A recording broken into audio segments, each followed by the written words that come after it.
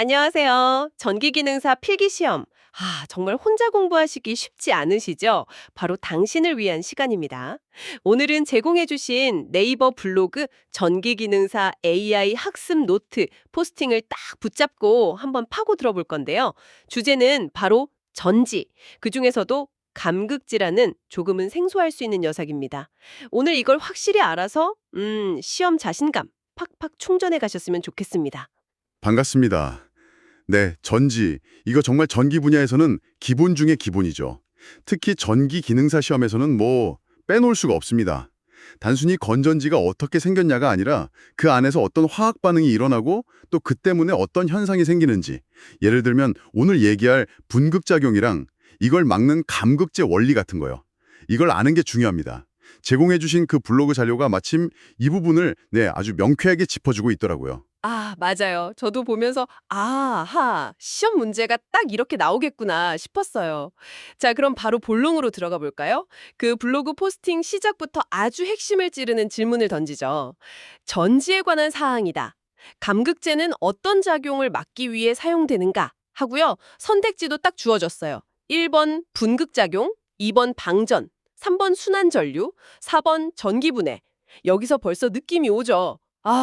분극작용. 이게 뭔지 알아야 풀겠구나. 정확합니다. 모든 건 분극작용에서 시작해요. 이게 뭐냐면 그 블로그 설명대로 전지가 에너지를 내보내는 과정, 그러니까 방전 중에 생기는 현상인데요. 방전을 하면 전극 표면에서 화학 반응이 일어나잖아요. 근데 그 결과물들이 찌꺼기처럼 전극 표면에 달라붙거나 쌓이는 거예요. 중요한 건 이게 그냥 더러워지는 게 아니라 그 전극이 원래 가진 힘, 그러니까 전자를 밀어내는 힘, 전문 용어로는 전위라고 하죠. 이 전위를 변화시킨다는 점입니다.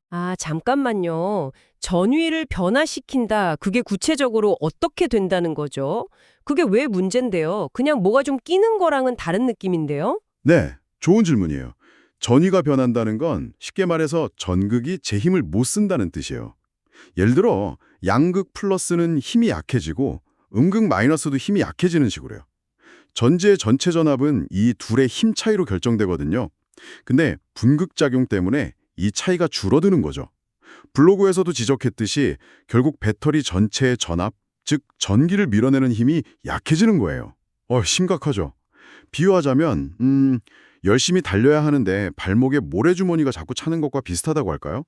모래주머니요. 그냥 표면에 뭐가 묻는 수준이 아니었네요. 전극 자체의 성능을 떨어뜨리는 거군요. 이야, 이거 진짜 문제인데요. 그래서 등장하는 해결사가 바로 감극제군요. 블로그 설명 보니까 딱 나와 있더라고요. 감극제가 분극작용을 막아준다. 그럼 이 감극제는 도대체 어떤 방식으로 이 모래주머니를 제거하는 건가요? 네, 바로 그 모래주머니, 즉 분극의 원인이 되는 물질들을 화학적으로 처리해주는 역할을 합니다. 블로그에서는 감극제가 산화제 역할을 한다고 설명하죠. 이게 뭐냐면 산화작용을 통해서 그 문제의 물질들을 다른 덜 해로운 물질로 바꿔버리는 거예요.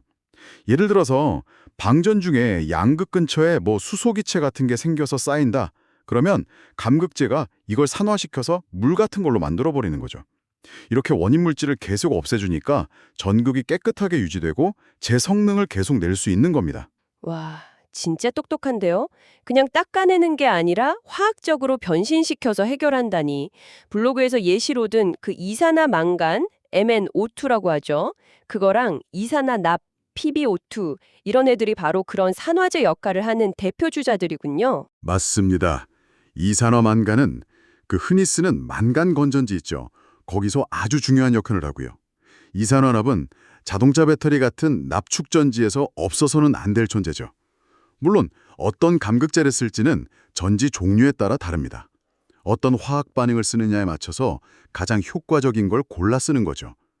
바로 이 감극제 덕분에 전지가 갑자기 전압이 뚝 떨어지지 않고 비교적 안정적으로 꾸준히 에너지를 공급할 수 있게 되는 거예요. 방전 특성이 일정하게 유지된다. 즉 배터리 쓰는 동안 성능이 막 오락가락하지 않고 꾸준하다.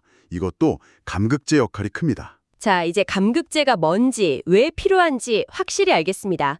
전극에 끼는 그 찌꺼기 같은 분극 물질을 화학적으로 제거해서 전압 강화 막고 성능 유지시켜주는 것.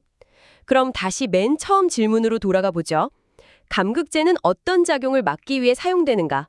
선택지 다시 보면 이제 답이 그냥 보이네요. 그렇죠. 이제 너무 명확해졌죠. 1번 분극작용.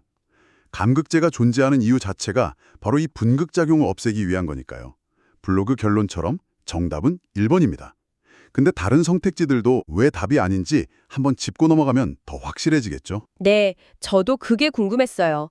예를 들어 2번, 방전은 얼핏 보면 전지 닳는 걸 막아주는 건가 싶기도 하거든요. 아, 그럴 수 있죠. 하지만 방전은 전지가 에너지를 내보내는 아주 정상적인 작동 과정 자체예요. 감극제는 방전을 막는 게 아닙니다. 오히려 방전이 제대로 쭉 잘 되도록 돕는 거죠.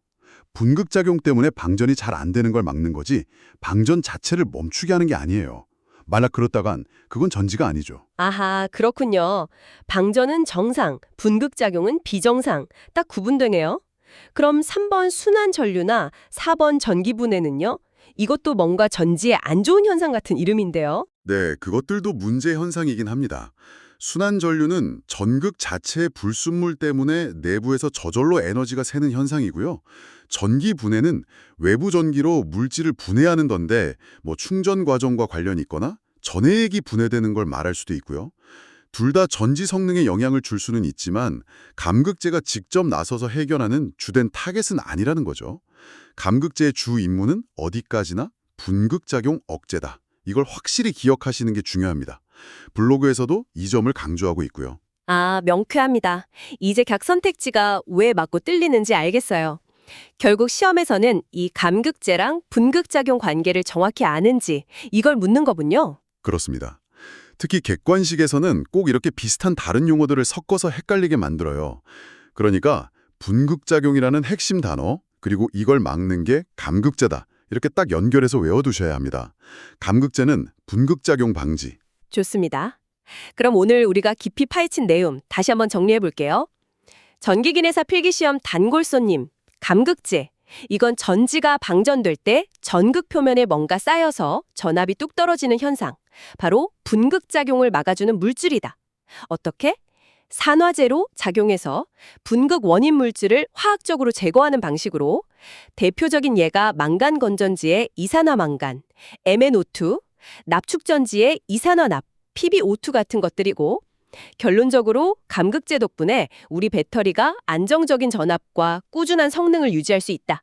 이 내용을 머릿속에 잘 넣어두시면 시험장에서 딱 자신 있게 답을 고르실 수 있을 겁니다. 네, 오늘 같이 본 그 네이버 블로그 포스팅이 감극제의 기본 원리부터 예시까지 시험에 필요한 핵심을 아주 잘 요약해줬어요. 근데 여기서 딱 멈추지 말고 조금만 더 생각을 넓혀보는 건 어떨까 싶어요. 이런 질문을 스스로에게 던져보는 거죠. 오늘 배운 이산화망간이나 이산화납은 좀 예전 방식의 전지, 망간 건전지나 납축전지에 주로 쓰인다고 했지? 그러면 우리가 매일 쓰는 스마트폰이나 노트북에 들어가는 리튬이온 배터리 같은 거 있잖아. 이런 최신 전지들에서는 분극 현상이 아예 없나?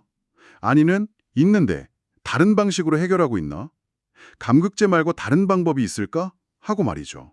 오, 그거 진짜 재미있는 질문인데요. 우리가 배운 기본 원리가 최신 기술에서는 어떻게 다르게 적용될까? 이런 생각. 맞아요. 오늘 다른 건 정말 기본 중에 기본 원리거든요. 이 기본 원리가 요즘 나오는 다양한 첨단 배터리 기술에서는 어떤 모습으로 나타나고 또 분극 현상 같은 문제를 어떤 새로운 방식으로 해결하고 있는지 이걸 탐구해보면 그냥 외우는 것보다 훨씬 깊이 있는 학습이 될 겁니다. 예를 들면 리튬이온 배터리는 전극 재료 구조 자체를 바꾸거나 전해질을 개선해서 분극 현상을 줄이려는 연구를 많이 하거든요. 이렇게 기본이랑 최신 기술을 연결해보면 전기 분야에 대한 이해도 훨씬 깊어지고 응용력도 생길 거고요. 와, 정말 좋은 방향 제시 감사합니다. 오늘 감극제는 확실히 잡았고 덕분에 최신 전지에 대한 호기심까지 생겼네요. 꾸준한 학습과 또 이런 깊이 있는 탐구를 통해서 전기기능사 시험에서 꼭 좋은 결과 얻으시길 진심으로 응원하겠습니다.